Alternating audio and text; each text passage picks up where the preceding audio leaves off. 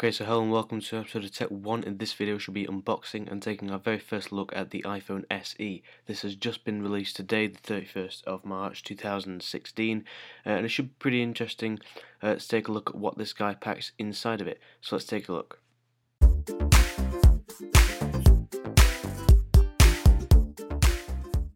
Okay, so in this video we'll be taking a look at the iPhone SE, and this particular model is the 64GB rose gold variant, and it is actually a launch day model, so this should be pretty interesting to take a look at. Now this has just been released by Apple.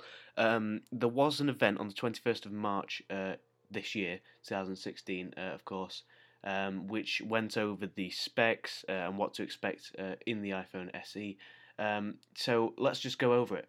So we've got the shell of the 2013 iPhone 5S. This shell is actually relatively retro, or considered retro now, and actually is quite beloved by a lot of people, certainly Apple fans everywhere. Of course, things to note. This is available in rose gold, of course, and is only available in 16 and 64GB models. You can see the one we have here is the 64GB model. But let's jump right into the unboxing. So, when we do unbox this, what we'll see is pretty much the same packaging as the iPhone 5S, the iPhone 6, basically what Apple have been doing for a few years now. Which hopefully should change with the iPhone 7, but who knows, who's to say right now. So we'll just slice the plastic off now, and let's get right into it. Inside we'll find the iPhone SE, of course, on top.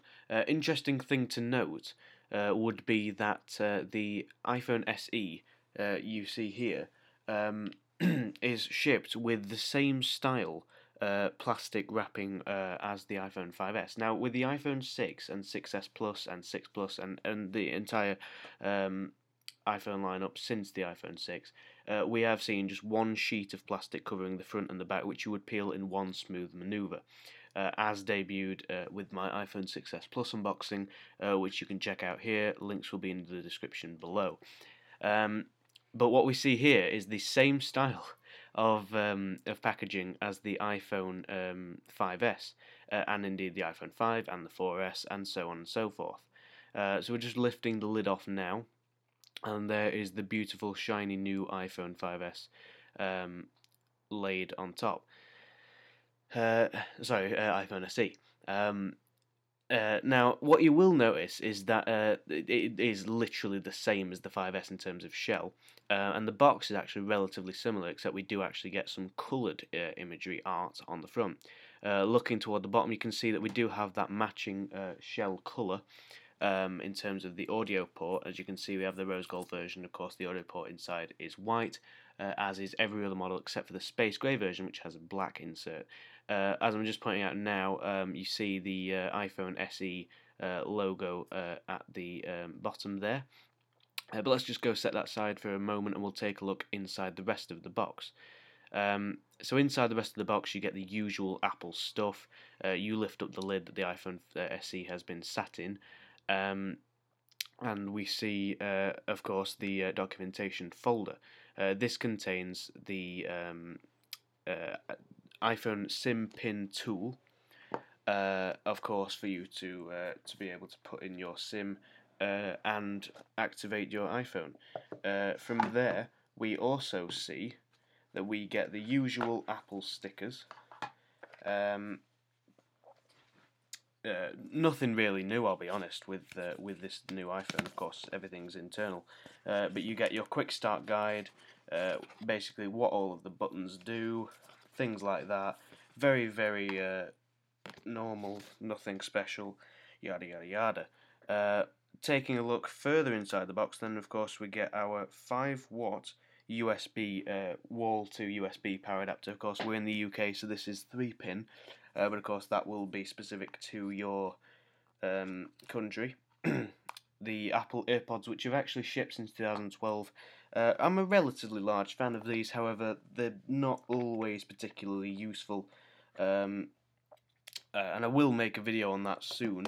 explaining as to why I feel that way about them. And then, of course, you've got your regular USB to Lightning cable.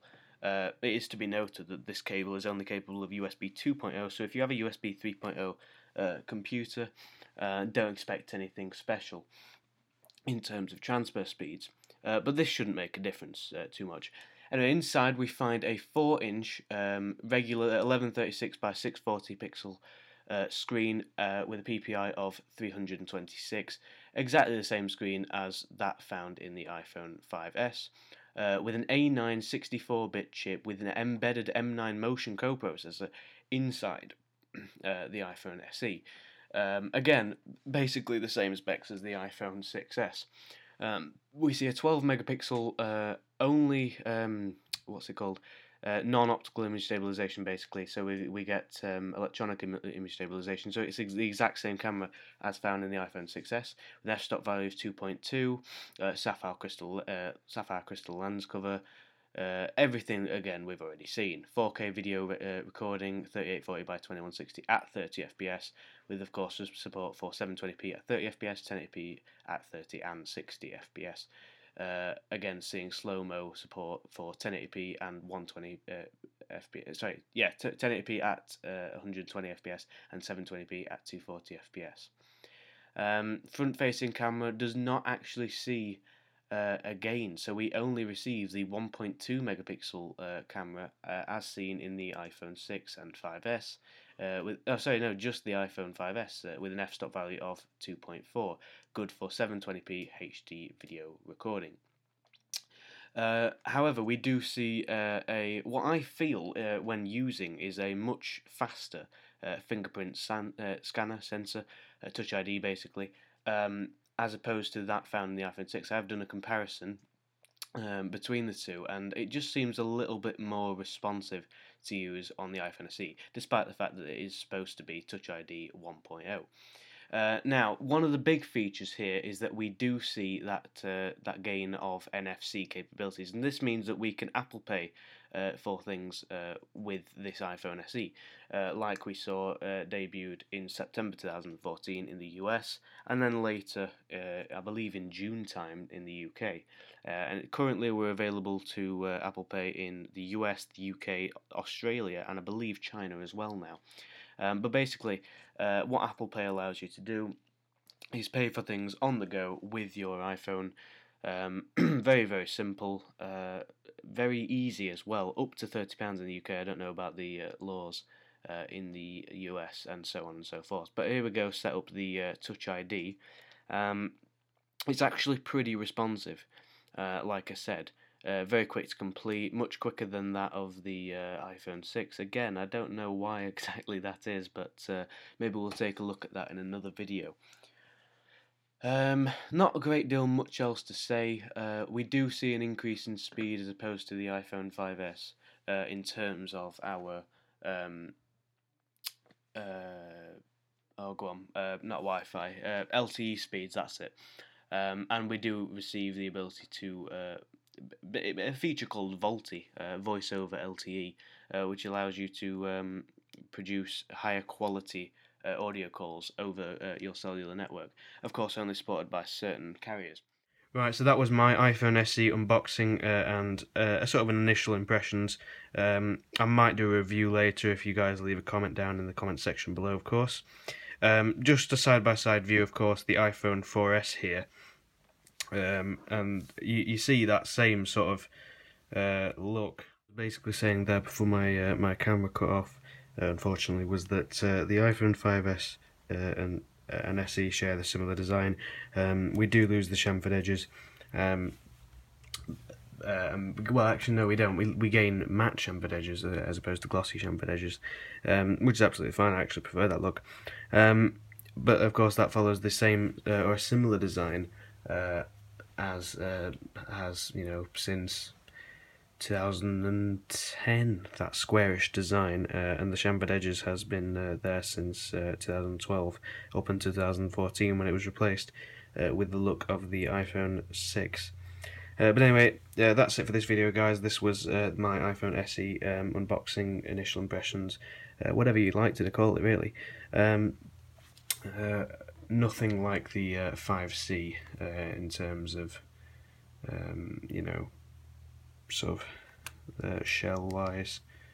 But yeah, so that's it. I should give a quick shout out to TechBurst. That's a fellow YouTuber. He's a good friend of mine, and he actually made this video possible for me. This the iPhone SE was actually his mum's, hence why it was rose gold.